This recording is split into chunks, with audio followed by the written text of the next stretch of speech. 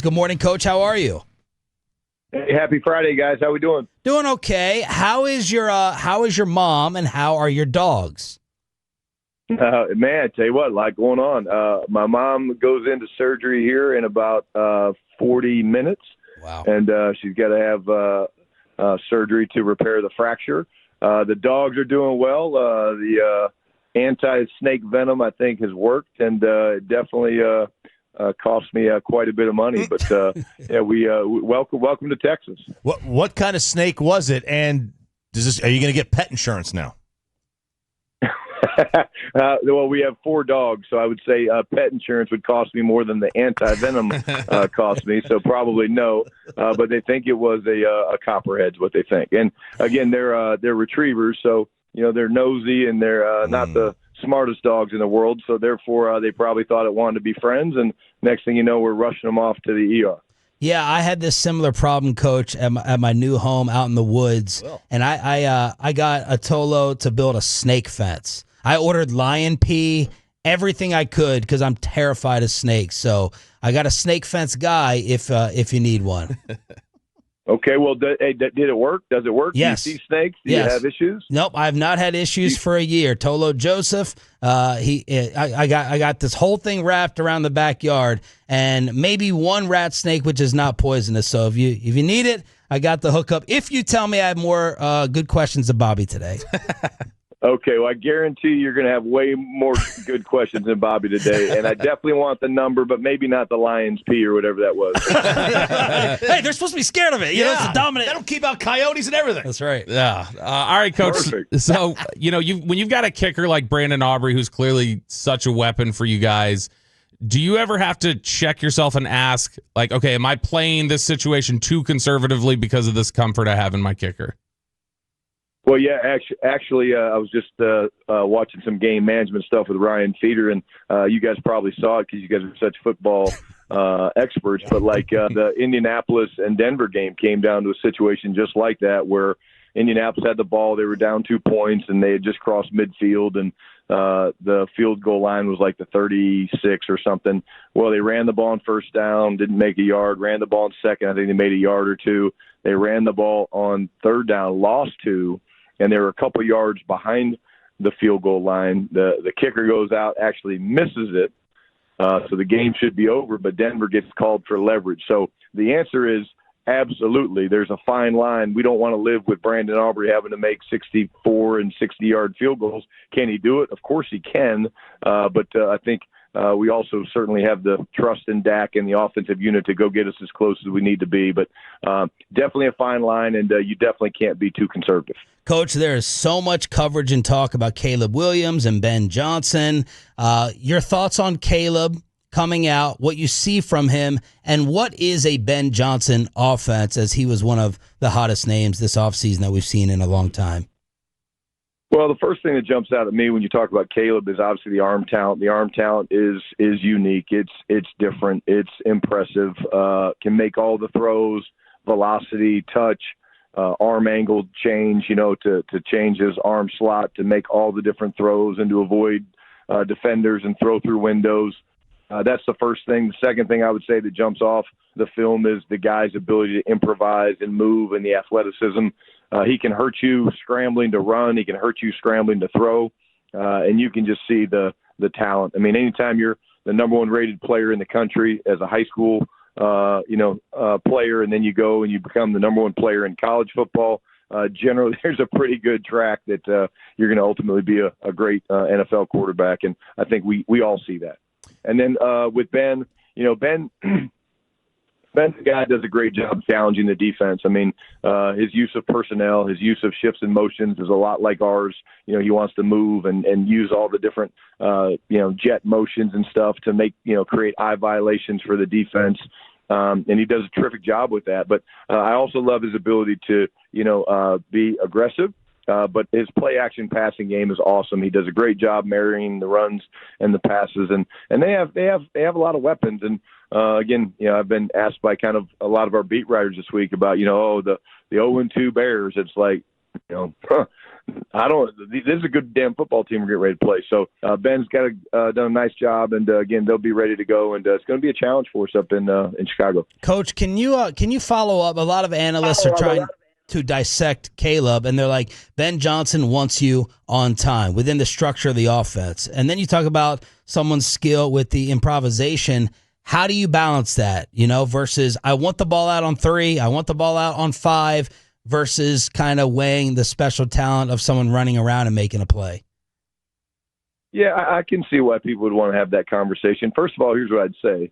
The timing and the rhythm of a precision passing game, it takes time, guys. I mean, Caleb's still a young player. He's 3 games going into his 3rd game of his 2nd season, and he's going to get there. And when you're playing and you're developing, you kind of default, if you will, if it's not the perfect look or the clean look, to some of your strengths. And Caleb knows he's an incredible athlete, and he's got the arm talent to make all the throws. And I guarantee you Ben and his staff are working incredibly hard for him to get that timing down. I think he will get it down. I just hope it's not against us this weekend.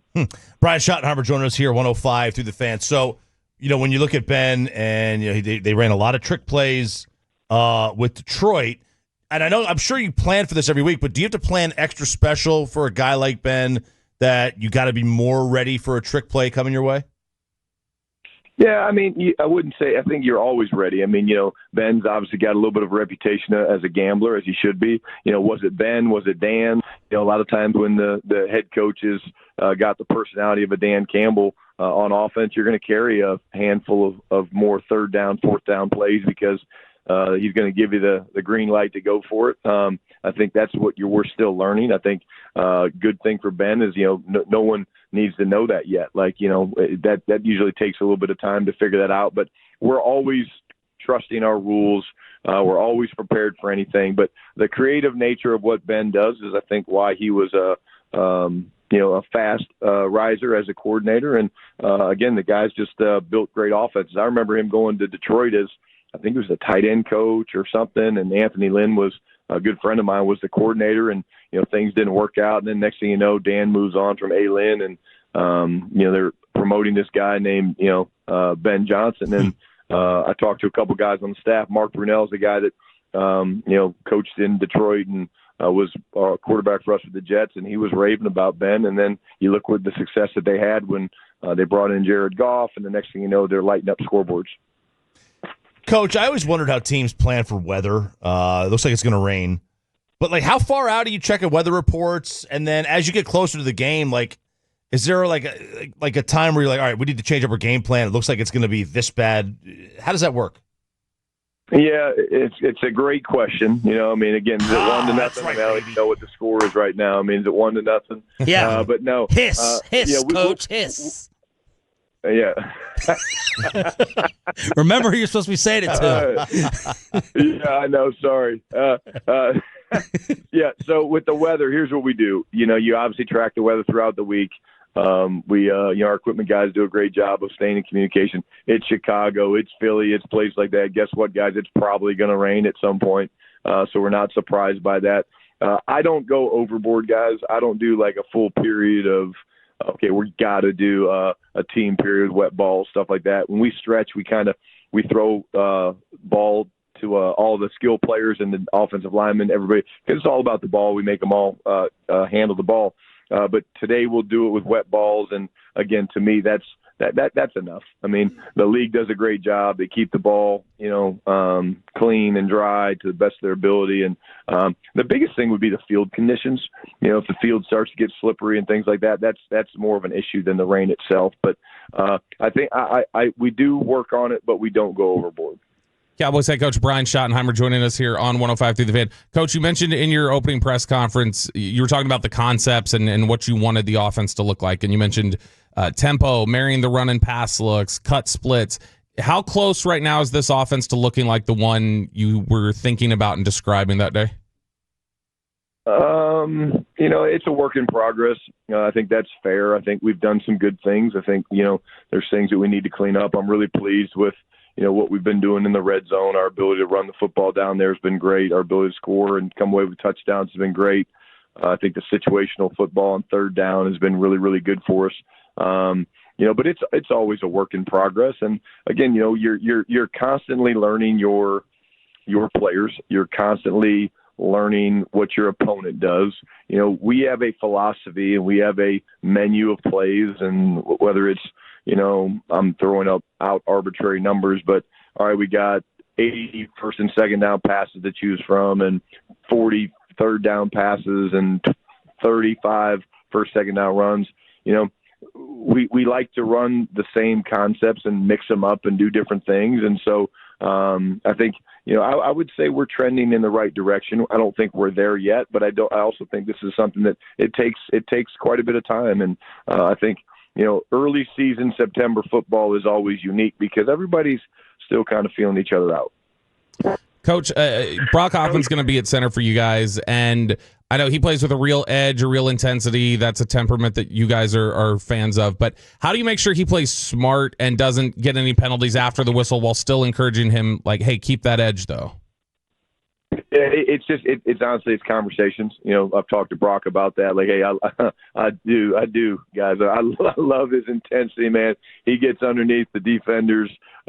He gets in their heads, man, and he gets them angry and worked up, and that's just a gift that he has. But again, we want to play to the edge, but don't go over the edge. And Brock is the perfect guy to do that.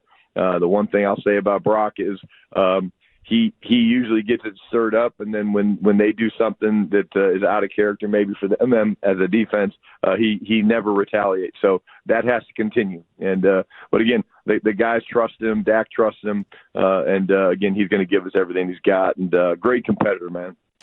Coach, we've talked about the defense a lot this week. The fans have reacted to us about the defense, the secondary primarily, questioning whether or not the talent fits the scheme that's being played. The miscommunication back there. What's your take? What have you seen over the first 2 weeks with that? Well, I would agree with the fans in some regard that our communication has not been good enough. I think that's real. I think we own that. I think we're working incredibly hard to get that resolved. Playing great team defense requires great communication, and playing great team defense requires all 11 guys being on the same page and doing things the right way. And we certainly did not do a good enough job last week. We certainly let too many guys get behind us. And those are things that have been addressed. And those are things that you coach through. And those are things that you hold people accountable for, starting with the coaches and the players and myself and all that. And we have to be better. I think we were better. If you look at the Philadelphia game, we were better, and we communicated better. And that was in Philadelphia against a very, very talented group. And the reason Jalen Hurts hurt us with his legs was there was nowhere to throw the damn football. I mean, A.J. Brown had, one catch, and Devontae had one or two catches. So, again, we did not play well enough on defense last week. We understand that. We own that. This is a new week. This is a new challenge, and that's why we get paid is to point out the problems, make the corrections, but lean on the fact that the players are going to get it fixed, and whatever we emphasize, they usually do a great job of. Coach, take us into the meeting that you guys have with the announce crews that happen. I mean, everybody's making a lot of the Tom Brady situation. Are we making too much of this, and whether or not it's a conflict of interest? Again, I think everybody's got their own opinion. I talked to Tom yesterday and Kevin Burkhardt and Aaron Andrews and their producers and stuff. And, I'm very open with all those guys. I mean, there's no secrets in this business, guys. I mean, let's be honest. Pete Carroll and I know each other as well as anybody. Pete has three of my playbooks. You know what I'm saying? I mean, I know Pete. I know what Pete's saying to his team. And the questions that Tom and those guys ask, it's to do a job. And so I have no problem with it. I think each person has their own opinion, and if there's people that feel like it's an advantage, then for Tom and the Raiders, then that's for them. But I know I'm always going to be very open with all the people that do it, because I'm a football junkie, man, and I love talking football with anybody. Hell, I love talking football with you guys on Friday mornings at 8:20, and so I have no problem with Tom, and don't feel like it's a conflict of interest on my end. Last one for you, Coach, a football junkie question. The Dallas Morning News compiled the top 100 Dallas Cowboys of all time. I know you've got an appreciation for the history here. Who's your number one Dallas Cowboy player of all time? Wow, really? You're going to do that to me this morning right before I jump off? So the phone lines can blow up, huh? That was Bobby. Well, again, I think, you have to go – you asked the question, so I can answer how I want. I'm going to go Roger Staubach 1. I'm going to go with an offensive guy. And then just because, again, just winning in Super Bowls and championships. But, damn, Bob Lilly's got to be right up there with me as well because I love defense. I love the line of scrimmage. But, shit, I mean, there's so many great names. Yeah, sorry. Yeah, please that one out, guys. Sorry about that. That's y'all's fault. Hey, that's y'all's fault for asking that question. Yeah. There'll be more buzz. There'll be more buzz about the curse word than there will be about the answer of Roger and Bob. A little early for a shotty already. Dang. Coach, thank you for the radio gold. I'm out of lemons. I'm out of lemons. Thanks, Coach. Awesome stuff. Best of luck on Sunday. All right, thanks, guys. Always enjoy it. Wow. Bringing the gold. Brian Schottenheimer, brought to you by Black Rifle Coffee Company, the official coffee of the Dallas Cowboys.